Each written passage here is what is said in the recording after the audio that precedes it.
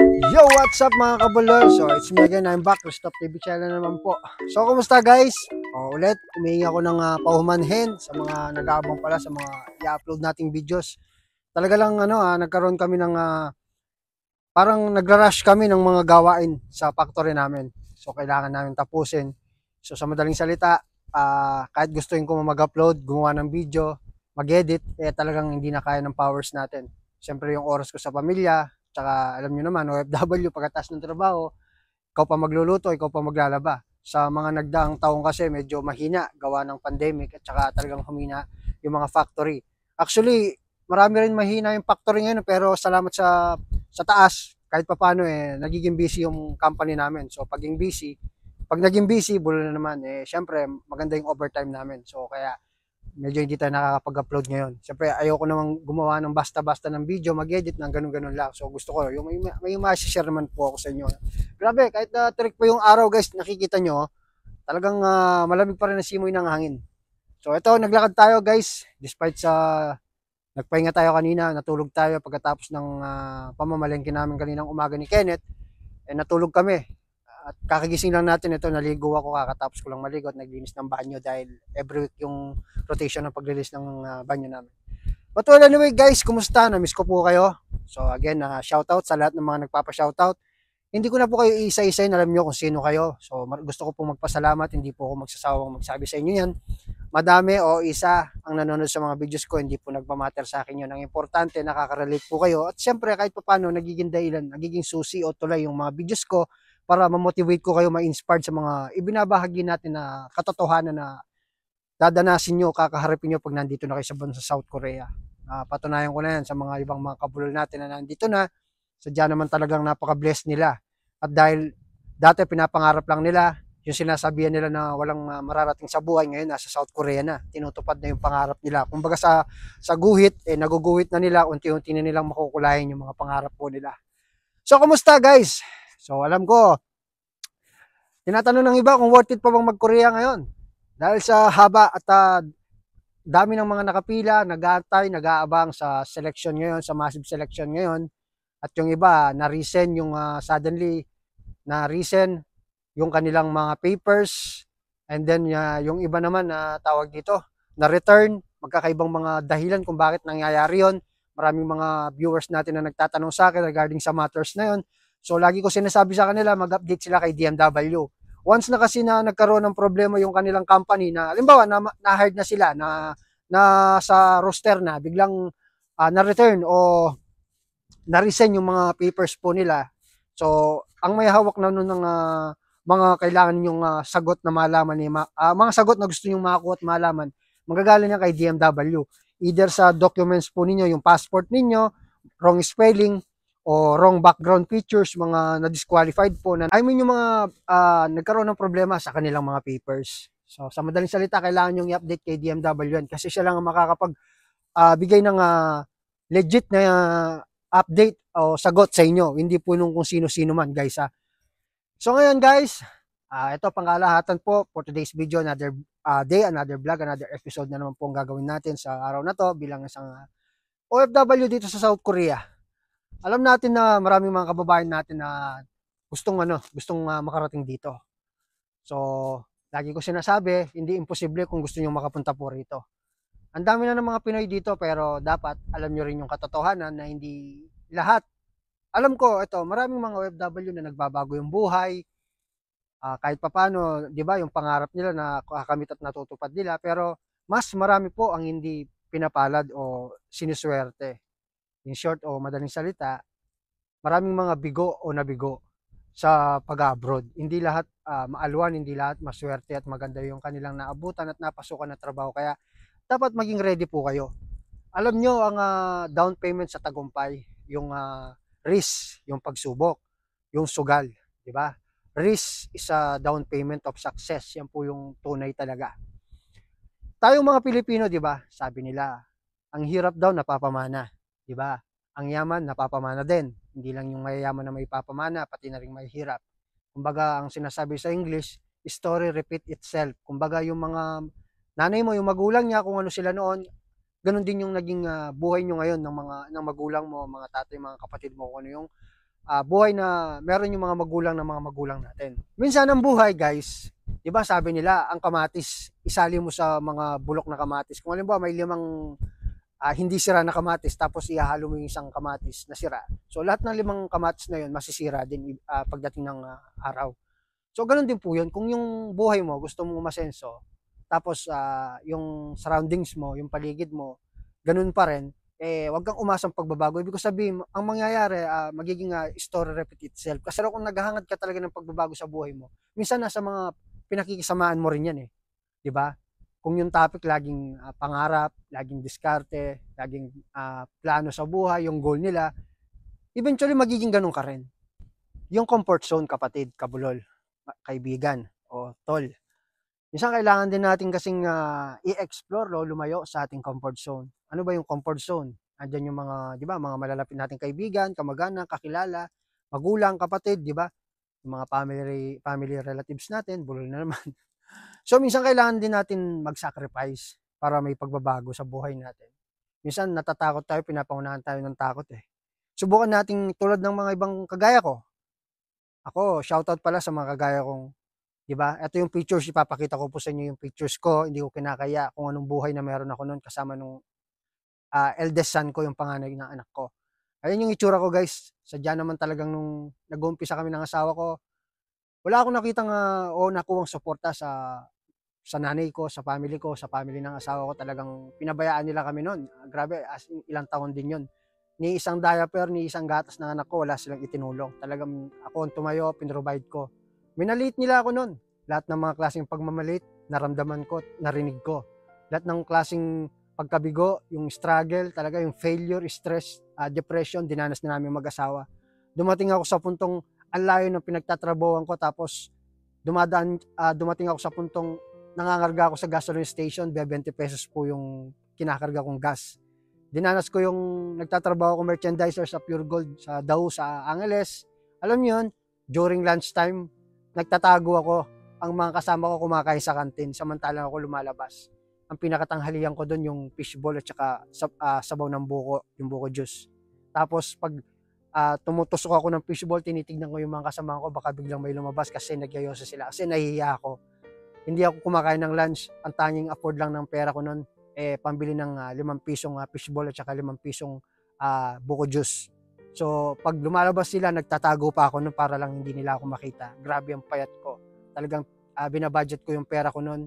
Hanggang pauwi ako, hindi ko malimutan, biglang nagkulangan ako ng gas, namatayin ako, tumirik ako sa daan, nilakad ko sa highway, ang haba ng nilakad ko, tangan-tangan ko yung motor, dahil nga, yun nga, nawalan ako ng gasolina, wala akong pera talaga.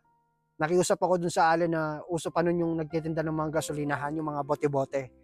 Yung bote ng gasolinahan nun, nakiusap ako. Una, hindi ako pinagbigyan, sabi niya, mumurahin lang daw yung relo ko. Aminado ko na yung relo ko naman, di battery lang yun eh. Bigay lang sa akin nung mother-in-law ko nun yun eh.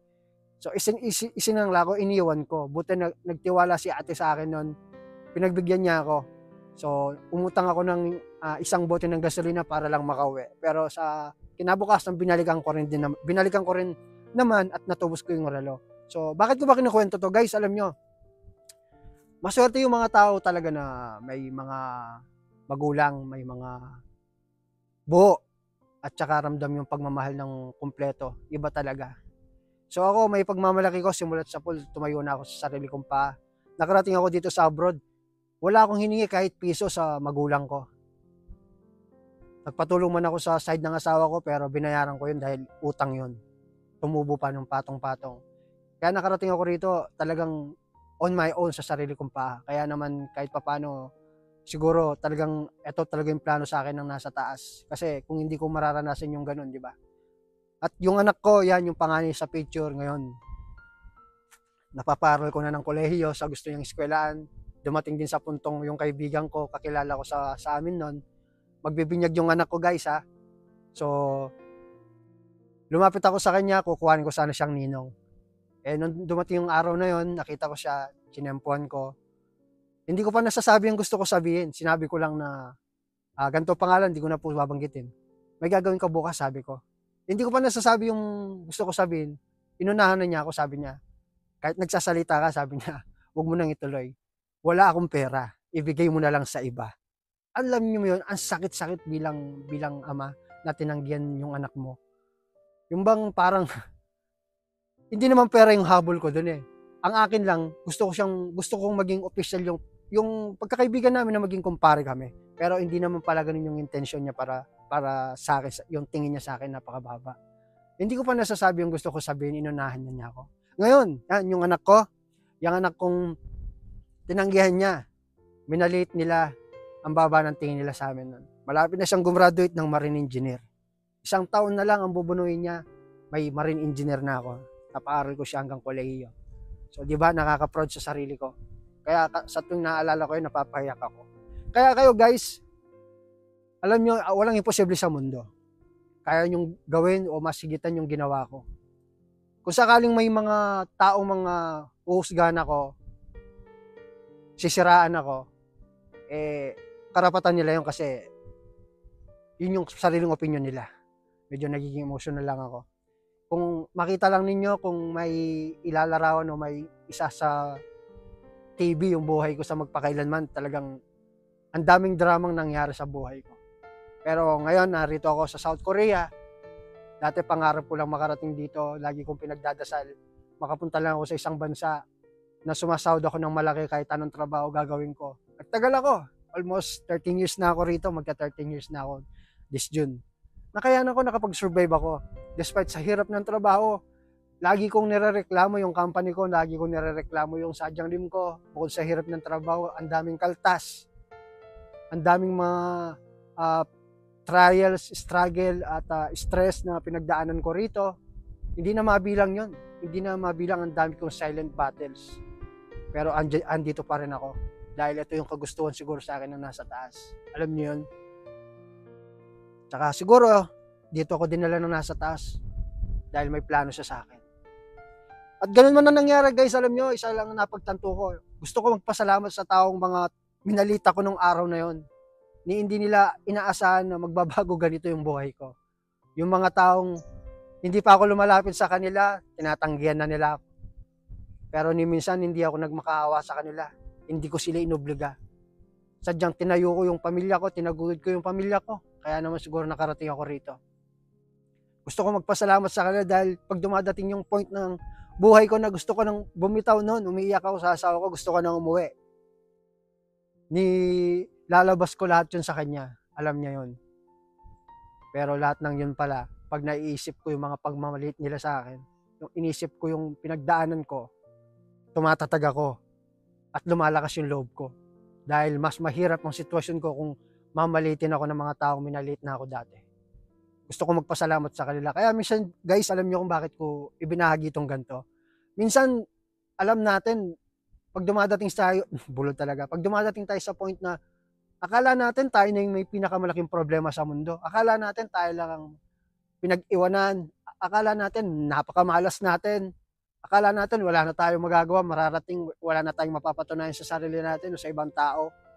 Pero hindi eh. Minsan kasi sadyang kailangan natin pagdaanan yung ganung sitwasyon para matuto tayo. Kasi kung hindi ka masasaktan, wala eh, hindi ka maniniwala. Di ba? Pag hindi ka naniwala, hindi ka magbabago. Pag hindi ka nagbago, hindi tayo matututo. So minsan, kailangan natin pagdaanan yun kaysa sa may mga tao magpapayo, magsasabi kung anong dapat at kung ano ang hindi. Hindi natin paniniwalaan yun. 100%. Iba pa rin yung sarili natin diskarte. Kasi magaling tayo, di ba? Maraming kabataan ngayon na piling nila sa sarili nila, ang gagaling nila, alam nila ang ginagawa nila, di ba? Ako, nung time na yun, ganun ako eh. Pero nung dumating yung mga karanasan kong yun, unti-unti ko nare-realize habang nagkakaedad ka. Bawat chapter ng buhay mo, bawat yugto ng buhay mo, may kahulugan yun at may ibig sabihin. Di ba? Siguro nga, nasa stage na ako ng kalahati ng 100 taon. Kumbaga, malapit na ako. Nasa 40 na ako, konti na lang. 10 years from now, 50 na ako. So, ibig ko sabihin guys, tayo lang naman na makakagawa ng mga gusto nating mangyari sa buhay. Yung mga taong sinisiraan tayo, huwag nyo silang patulan, huwag nyo silang awayin, huwag nyo silang guluhin, sirain sa iba. Kasi useless lang yun eh. Ang pinakamagandang revenge na gawin natin sa kanila, ipakita natin sa kanila na, ipamukha sa kanila na kaya natin ibalik yung mga sinabi nilang masasakit sa atin. Grabe talagang pinagdaanan ko guys sa mga kababayan ko na kalugar ko na nakakapanood nito, alam nila kung ano yung naging buhay ko. 'Di ba? Dumaan ako sa puntong pupunta lang ako sa isang bahay, may naririnig ako, "Ay, huwag niyong papapasukin yan, baka may mawawalang gamit, malikot ang kamay ng batang yan." Lahat pinagdaanan ko yan. Kapag nakikipaglaro ako, sasabihin nila, "Huwag kang makipaglaro sa mga anak ko, pag nakita kita, papaluin kita." Lumaki akong walang ama. Babata pa ako, nilayasan na ako ng tatay ko. Andiyan naman yung magulang ko, pero kahit malaman niya to, ni minsan hindi ko naramdaman yung presensya niya. Laking lola ko. But nakakalungkot lang na isipin, hindi man ako nakabawi sa lola ko. Namatay siya nung nasa Middle East ako. Sana kung buhay siya, andito pa rin ako dito sa South Korea. Sana kahit papano, may paramdam ko at may balik man lang yung pag-aaruga niya nung bata ako. Pero alam ko hindi pa naman huli ang lahat. May mga ibang bagay pa para makabawi sa kanya. Sana dadating yung araw na yun. Kaya kayo guys, kung gusto nyong matupad yung mga plano ninyo, huwag nyong sukuan o huwag nyong takasan o huwag kayong umiwas. Yakapin nyo ng dalawang kamay ang problema. Yung pagsubok, yung hirap na dadaanan nyo ngayon, maniwala kayo sa akin, someday it will turn on a blessings. Minsan kailangan ninyong mag-isip kung bakit dumadating yung mga bagay na yan. Di ba? Kahit anong ibato sa atin ng mundo, kahit anong ibato sa atin ng problema, kaya natin yan dahil naniniwala ko hindi naman yung dadating sa atin kung hindi natin kaya lampasan. Lagi yung tatandaan, sa bawat hamon ng buhay, gaano man kalaki, gaano man kalihit, dyan nakasalalay kung gaano yung pagbabagong naghihintay para sa'yo. Hindi ako perfecto, marami rin akong pagkukulang, marami rin akong pagkakamali. Pero dumadating rin ako sa puntong mas parang siguro kung darating man yung time na yun, mas pipiliin ko na siguro mag for good na kasama ng pamilya. Kasi ang pera lang yan, kikitain mo yun, di ba? Pero yung oras, hindi na natin may babalik kasi yung oras, di ba? Marami kang pera pero hindi tayo pwedeng bumili ng sarili nating oras. Ngayon nga lang, anong oras na ngayon? Let's say sabihin natin alas 5 ng hapon. O mamaya pag alas 6 na, yung isang oras, wala na, nakalipas na yun, hindi na natin mababalik yun. Diba? Ang pera kikitain pero yung mga alaala na kasama ang pamilya, diba? Hanggat hindi pa huli ang lahat, kasi darating ang araw, yung mga anak natin magkakaroon ng pamilya, aalis din sila sa bahay, kami lang dalawa ng mag-asawa kung matitira. So ayoko naman dumating sa puntong yun. Sanay ako sa hirap, at pag natapos ko na yung kailangan kong tapusin sa buhay ko, bahala na kung sino yung gustong manatili sa tabi ko ng mga mahal ko sa buhay, nasa sa kanila na yun. Basta ako, bago man ako mawala sa mundong to, alam ko nagawa ko yung obligasyon ko bilang anak ng nanay ko, bilang tatay sa mga magulang ko, bilang asawa sa asawa ko. Hindi man ako ganun ka-perfecto, pero alam nila kung paano ko nilaban, paano ko itinaguyod yung pamilya ko. Binuhay ko sila, pinakain ko sila sa hirap at pagod ko rito. Galing talaga sa pinaghirapan ko, bawat sentimong pinapadala ko sa kanila. Kaya naniniwala ako na hindi ako pababayaan ng nasa taas. Kumbaga, ibinabahagi ko to dahil alam ko maraming kagaya ko ang kwento na nawawalan ng pag-asa. Kung kagaya ko rin, dumadang ka sa mga iba't ibang hamon ng buhay, magpatuloy ka lang, lumabang ka lang bro. Basta't piliin mo lumaban ng patas. Sa mundong to, madami ng mga taong mapanghusga, mapang-ape, mapagpanggap, balat kayo. So, isa lang ang gawin mo. Mag-focus ka lang, going straight ka lang. Gawin mo yung alam mong tama at makakabuti para sa iyo, para sa pamilya mo. Lumabang ka lang sa buhay. Huwag kang magmadali. Alam ko at alam mo na hindi ka pinag-iwanan, hindi ka malas, hindi ka tawag dito, iba sa kanila.